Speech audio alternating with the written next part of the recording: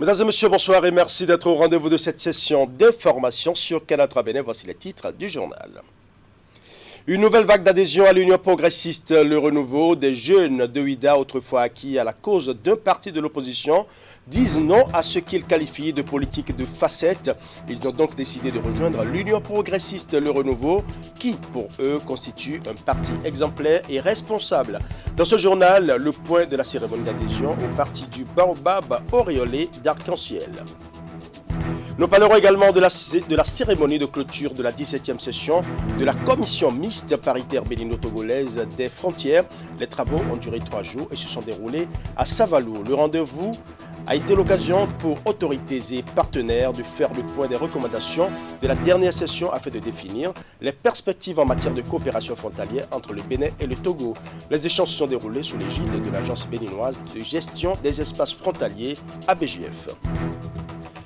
L'espace culture de ce journal sera consacré à la première édition du concours musical organisé par l'ONG Oasis National pour l'émergence de la solidarité et des initiatives pour la malheureuse enfance onésime, financé par l'ambassade des États-Unis à travers le projet Reggae pour une démocratie participative. Ce concours musical vise à préparer les jeunes et plus particulièrement les étudiants de l'ensemble artistique et culturel de l'université de Parakou à passer les périodes électorales sans violence. Voilà pour les titres, mesdames et messieurs, à nouveau bonsoir. Ils disent non à ce qu'ils qualifient de politique de facette au sein du parti politique Les Démocrates. Des jeunes de Ouida, autrefois dans l'opposition, décident désormais de cheminer avec l'Union progressiste, le Renouveau, qui pour eux constitue un parti exemplaire et responsable. Ils ont donc officiellement annoncé leur adhésion au parti du Baobab auréolé d'arc-en-ciel. Les détails avec Teddy Goudalou. Nous avons compris le jeu qui se joue sur notre tête et avons décidé, par anticipation, de rejoindre officiellement la mouvance au pouvoir, comme c'est le choix caché de nos responsables politiques au niveau des démocrates à Ouida. Nous venons ainsi nous opposer à la politique de facette pour réclamer publiquement notre appartenance à la mouvance. Pour être plus clair, l'Union progressiste du renouveau. Chers militants, la présence de ces invités de marque de l'UP de renouveau explique le choix que nous venons d'opérer. Nous avons désormais le devoir et l'obligation de nous mobiliser autour des candidats de l'UP de renouveau pour une victoire écrasante au soir du 8 janvier 2023, jour du scrutin. Nous venons de recevoir un renfort important et il est important pour nous, n'est-ce pas, de souligner que la jeunesse de Ouida a décidé de faire face à son destin. Je voudrais dire toute ma fierté de ces jeunes frères qui ont décidé de prendre leur destin en main, de refuser les jeux de couloir, de refuser le théâtre qui se fait et de penser en réalité à leur destin.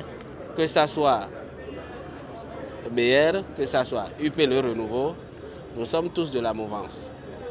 Et puis, on dit je démissionne de BR pour rejoindre UP. Je démissionne de l'UP pour rejoindre BR. Moi, je vois que, et tout ce monde-là soutiennent le gouvernement. Donc moi, je vois que ça devient un jeu de ping-pong selon moi.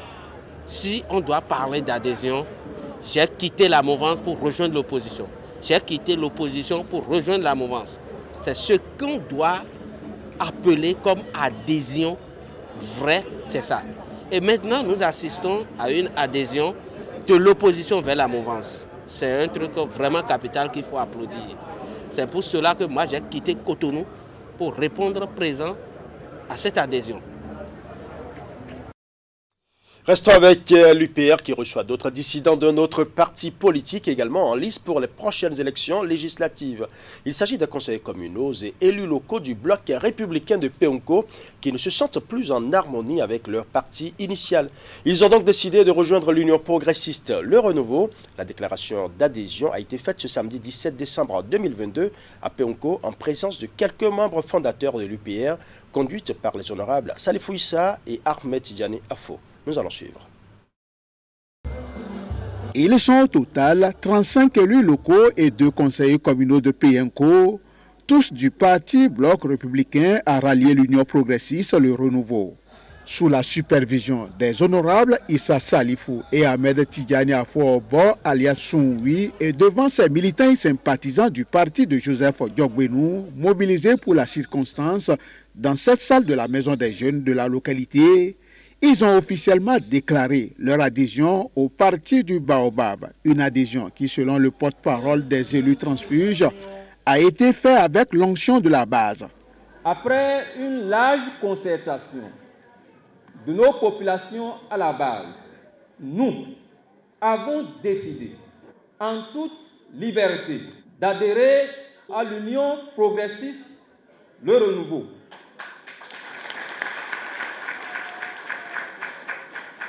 L'idéal prôné par l'UPR Le Renouveau nous a séduits. Au-delà des raisons qui ont suscité ce choix politique, leur proximité avec l'honorable Issa Salifou, membre fondateur de l'Union progressiste Le Renouveau, aurait pesé dans la balance.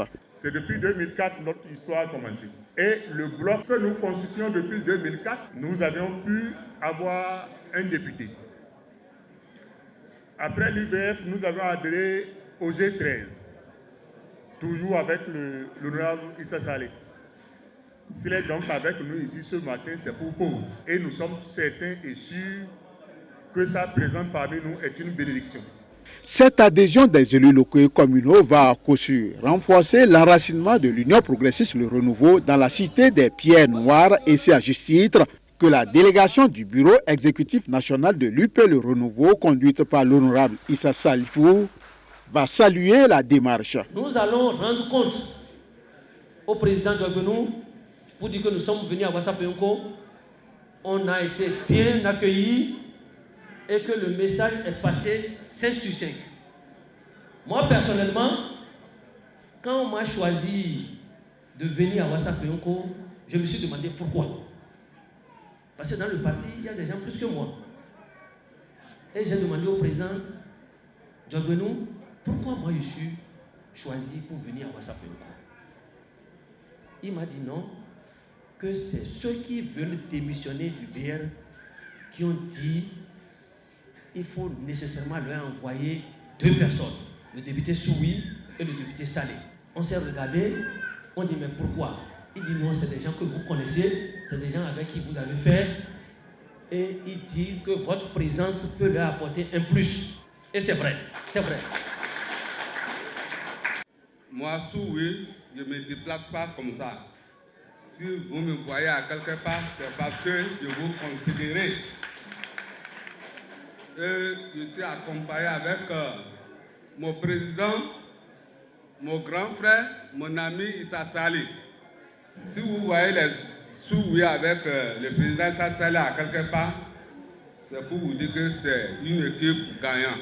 Merci à la population de Peunko, mais surtout féliciter nos frères qui ont compris que la vérité se trouve sous le barbare.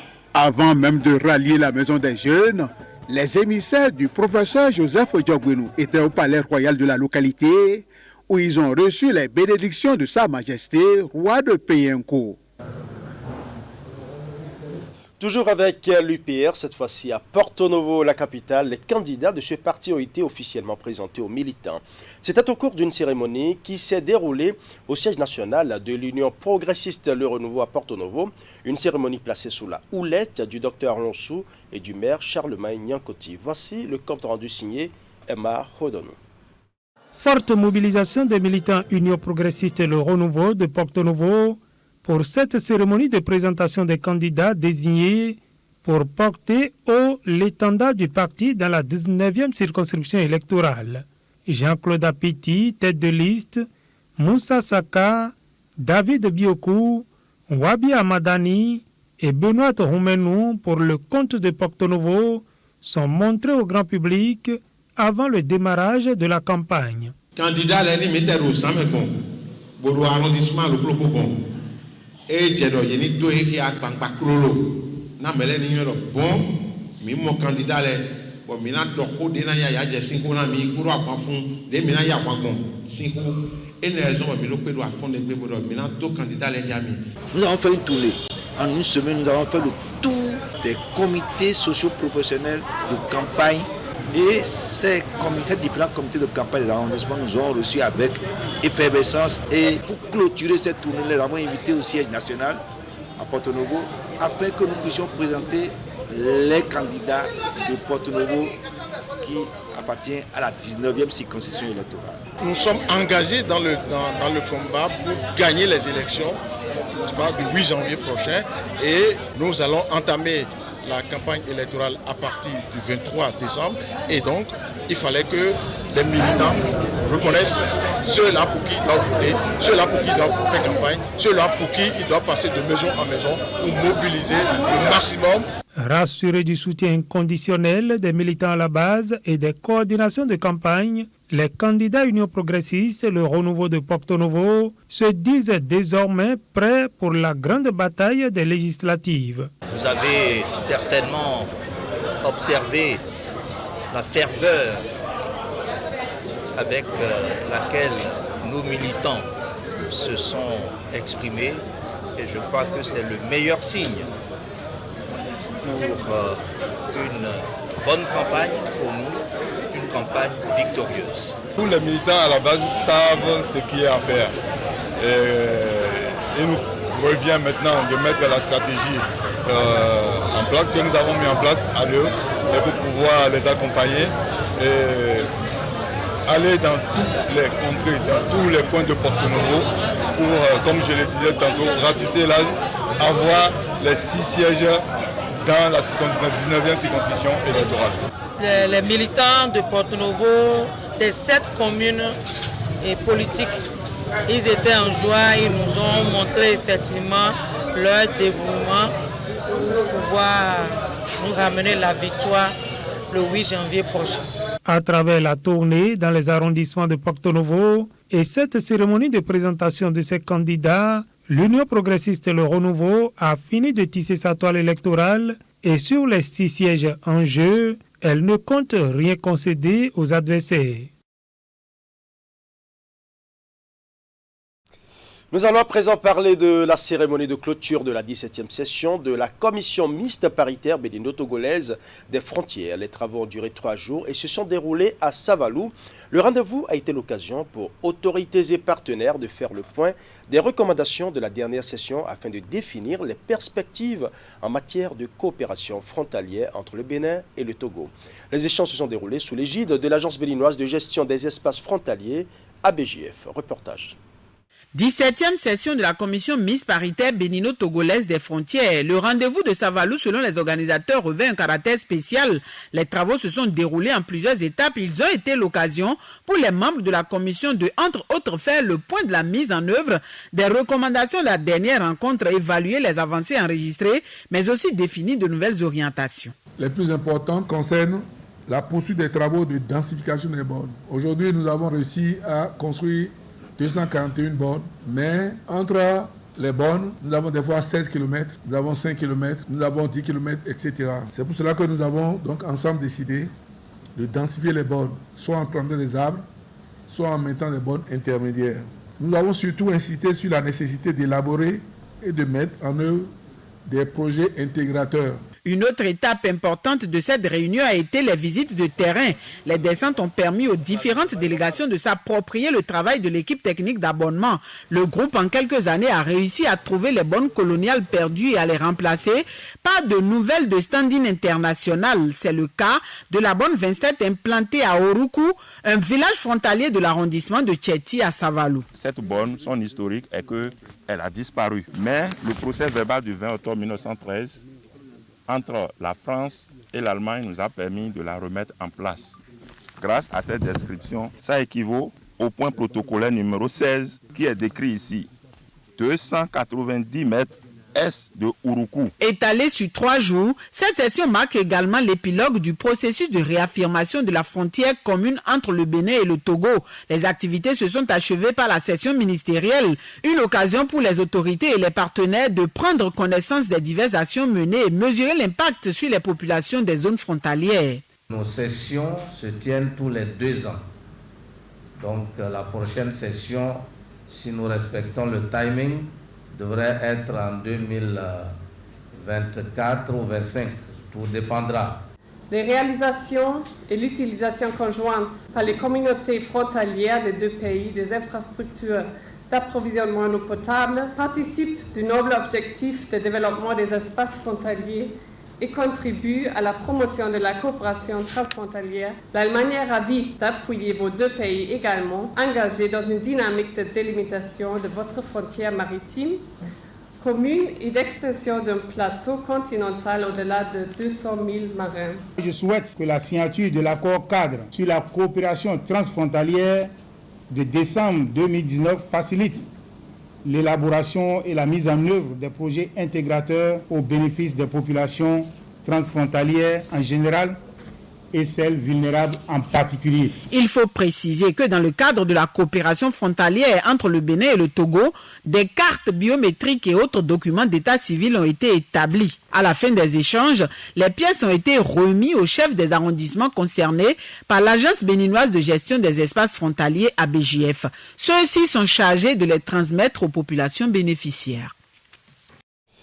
La 2e édition des journées portes ouvertes de Benin Tracking Security s'est déroulée du 14 au 16 décembre 2022 au siège de la société à Cotonou.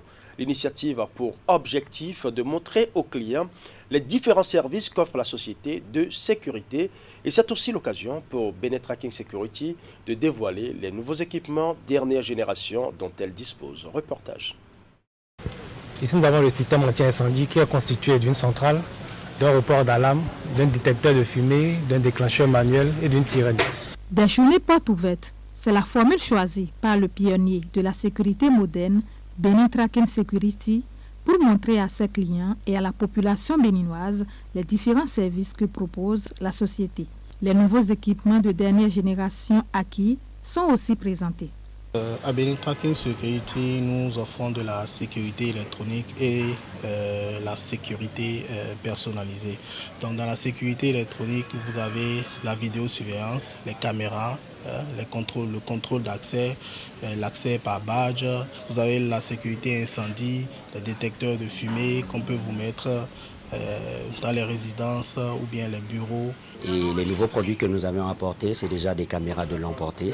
Des caméras de longue portée qui vont juste à 2 km, qui peuvent lire les immatriculations et voir des personnes à distance, identifier des personnes à distance. Et déjà, là, on peut déjà prendre des précautions et s'arranger à intervenir aussitôt possible avant que le danger ne s'approche de la structure. Et avec ça, nous avons aussi des caméras qui peuvent lire les immatriculations de véhicules pour filtrer les véhicules qui rentrent au sein de la structure. Plusieurs personnalités politico-administratives et des responsables des institutions bancaires et bien d'autres ont aussi visité l'exposition. L'expérience engrangée au fil des ans, combinée avec des équipements ultra-modernes, ne laisse indifférents les visiteurs quant à la qualité des services offerts par la société. Franchement, j'étais impressionné par la qualité des dirigeants de l'entreprise et surtout le matériel qu'ils utilisent, aussi bien pour les portes, pour le matériel dont ils disposent et puis la qualité du personnel. J'espère bien qu'on va avoir une bonne coopération. Moi, je commence à avoir un contrat avec cette société et ce que je viens de voir me rassure. J'ai vu une société structurée, ça fait plaisir, et une société qui a au cœur de ses préoccupations la formation de ses agents, ce qui est très très rare au Bénin. Nous avons déjà une compagnie de sécurité sur notre site, mais nous avons voulu découvrir un peu ce qui se fait ici pour faire une comparaison par rapport à ce que nous connaissons déjà. Mais arrivé ici, nous avons vu beaucoup de choses que nous ne connaissions pas. Il y a même eu des exclusivités puisqu'on nous a présenté certaines choses que les autres n'ont pas, qu'on a découvert ici. Ça nous a beaucoup impressionné. Avec Benin Tracking Security, c'est aussi la formation. La société dispose également d'un centre de formation dédié à la remise à niveau des nouveaux recrues et ses agents. Installé sur le territoire national depuis 2010, le pionnier de la sécurité moderne compte un nombre important de personnel qualifié qui opère aussi bien sur le territoire national qu'à l'international. Les promoteurs et exploitants de boulangeries et pâtisseries du Bénin étaient en assemblée générale élective ce week-end. C'est une rencontre statutaire de l'ANAPED qui a eu lieu le samedi 17 décembre 2022 à la Chambre de commerce et d'industrie du Bénin. À l'occasion, les acteurs de la filière ont procédé à l'élection de leur nouveau bureau. Gassia Diagoni cède son poste de président à Anselme Agamon pour un nouveau mandat. Idrissou Boukari pour le compte rendu. L'Association nationale des promoteurs et exploitants de boulangeries et pâtisseries du Bénin change d'équipe dirigeante à compter de ce samedi 17 décembre 2022. À la faveur de cette assemblée générale, un nouveau bureau a été élu pour poursuivre le combat en faveur du bien-être des acteurs de la filière. Occasion pour le président sortant de l'ANAPEB de faire un rappel historique du parcours de l'association qui totalise 30 ans d'activité. Je me réjouis de voir que la dynamique mise en place par nos pairs est maintenue. Pour mémoire, notre ligne directrice, c'est la négociation avec les pouvoirs publics et je souhaite que cela se poursuive.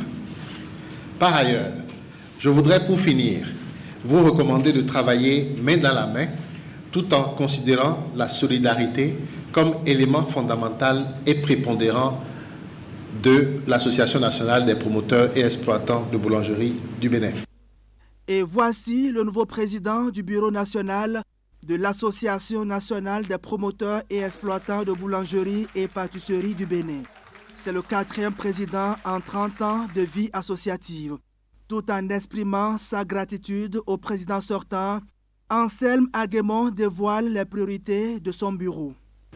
Nos priorités, c'est de plaider pour aboutir à l'adoption d'une loi qui réorganise le secteur de la boulangerie en tenant compte des propositions de notre association, la révision de l'arrêté ministériel en vigueur depuis le 18 décembre 2008, la suppression de la TVA sur la farine de blé ou sa subvention par l'État, la mise en place des conditions favorables pour l'achat de la farine produite dans les pays de la sous-région. Autant de défis pour le nouveau bureau de l'Association nationale des promoteurs et exploitants de boulangerie et pâtisserie du Bénin pour son mandat. La nouvelle équipe veut compter sur chacun de ses acteurs pour faire du secteur de la boulangerie et pâtisserie un maillon essentiel du développement du secteur privé au Bénin. Alors à présent, Paraco qui dispose désormais d'un siège pour l'Agence béninoise pour l'environnement ABE. Le bâtiment flambant neuf a été inauguré ce vendredi 16 décembre 2022. C'est à la faveur d'une cérémonie présidée par la directrice de cabinet du ministère du Cadre de vie et du Développement durable et qui a connu la présence des autorités politico-administratives ainsi que des cadres techniques. Cette antenne régionale va couvrir tout le septentrion et permettra à l'ABE d'être plus proche des populations à la base. Reportage. Coupure de ruban suivi de visite des locaux, voilà qui vient mettre officiellement en service l'antenne régionale nord de l'Agence béninoise pour l'environnement ABE. Le bâtiment flambant neuf équipé en mobilier de bureau, le tout pour un montant de plus de 149 millions de francs CFA, est entièrement financé par le programme de gestion côtière et d'appui à la résilience des populations côtières Wakarezi-Pobin. Globalement, les travaux ont consisté à la reprise intégrale de la clôture du site sur une longueur de 292 mètres linéaires, la construction d'un nouveau bâtiment de type au rez-de-chaussée composé d'une salle de réunion avec 2 bureaux, une salle d'archives et une salle d'eau. La réhabilitation de l'ancien bâtiment de type colonial. La construction de ce siège cadre avec la politique de décentralisation de l'Agence béninoise pour l'environnement. Cette antenne régionale qui va couvrir tout le septentrion permettra à l'ABE d'être plus proche des populations à la base. Aujourd'hui, l'Agence béninoise pour l'environnement est bénéficiaire de ce merveilleux bâtiment qui fera désormais office d'antenne régionale. Ce joyau est un témoignage de plus de la présence effective de l'agence béninoise sur tout le territoire national et renforcera par la même occasion ses actions en faveur d'une gestion durable de notre environnement. La cérémonie d'inauguration a connu la présence des autorités politico-administratives ainsi que des cadres techniques. Ils ont tous salué une action qui matérialise la vision du président Patrice Talon de déconcentrer les interventions du gouvernement. Madame la directrice de cabinet, je voudrais, à travers vous, transmettre mes sincères remerciements et ma profonde gratitude au chef de l'État, le président Patrice Talon, et à tout son gouvernement, en particulier au ministre du Cadre de vie et du Développement durable, pour les actions sans cesse menées en vue d'améliorer les conditions de vie de nos populations.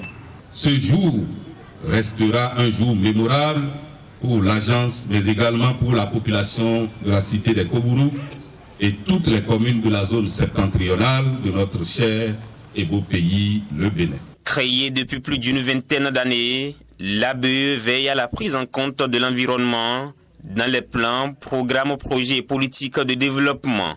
Elle sert donc d'institution d'appui à la politique nationale de protection de l'environnement. En images, nous parlerons à présent du grand événement qui va se dérouler dans la ville de Ouidah du 28 au 31 décembre 2023. Il s'agit du Carnaval international de Ouidah qui va drainer dans un an plus de 4000 acteurs culturels dans la cité de Kpassé. Un spectacle a été animé ce samedi 17 décembre 2022 à la Maison de la Culture de Ouidah pour annoncer ce grand événement qui se veut être la version améliorée de Ouidah 92. Nous y reviendrons dans nos prochaines éditions. Culture toujours, nous parlerons cette fois-ci de la première édition du concours musical organisé par l'ONG Oasis National pour l'émergence de la solidarité et des initiatives pour la malheureuse enfance onésime, financé par l'ambassade des États-Unis à travers le projet Reggae pour une démocratie participative. Ce concours musical vise à préparer les jeunes et plus précisément les étudiants de l'ensemble artistique et culturel de l'Université de Parakou à passer des périodes électorales sans violence. La finale de la première édition de ce concours s'est déroulée sur l'esplanade du campus de l'Université de Parakou ce samedi 17 décembre 2022. Nous allons suivre. Le reggae pour promouvoir la démocratie et l'état de droit au Bénin, tel est l'objectif poursuivi par l'ONG Oasis Naturel pour l'émergence de la solidarité et des initiatives pour la malheureuse enfance onésime. À travers l'organisation d'un concours musical, l'organisation non gouvernementale, grâce au projet Reggae pour une démocratie participative, financé par l'ambassade des États-Unis au Bénin, prépare les étudiants et plus particulièrement ceux de l'ensemble artistique et culturel de l'Université de Parakou à passer les périodes pré- et post-électorales sans violence. Au cours de ce projet, nous avons voulu quand même organiser une soirée récréative à travers une musique et nous avons choisi la musique reggae à destin. Parce que la musique reggae, c'est une musique qui prône la paix. À l'issue de plusieurs heures de prestations des 5 candidats retenus pour la finale, c'est Gloria Okwededi Emion qui a convaincu les membres du jury. Elle s'en sort donc vainqueur de cette ultime phase, suivant des critères définis préalablement par l'ensemble du jury. Après avoir décoché ce chèque, je suis vraiment heureuse, je suis vraiment contente de moi-même parce que j'ai pu produire un son reggae. Je suis vraiment contente parce que je sais, j'ai la commission que j'ai eu l'essentiel durant la formation et c'est ça qui m'a permis au fait de pouvoir produire un son reggae. Donc je suis fière de moi et je remercie infiniment l'ambassade des États-Unis et l'ONG Onésime et précisément le docteur Azar qui nous a encadrés durant cette formation. Le reggae, un vecteur de paix, d'unité et de cohésion nationale, c'est l'essentiel du message véhiculé par les 5 finalistes. Un message qui sera réédité par les 3 lauréats à travers d'autres initiatives du genre. Je voudrais dire à ces lauréats de continuer de se mettre à nos côtés, nous qui sommes les artistes confirmés de la musique reggae, pour que nous puissions sensibiliser les populations sur les thématiques de paix, d'unité et de cohésion sociale, surtout en ces temps de pré-campagne et d'élection, pour que le pays ne connaisse jamais ce qu'il a connu par le passé. Les lauréats de ce concours musical repartent respectivement avec un chèque de 200 000 francs CFA, 150 000 francs et 100 000 francs CFA.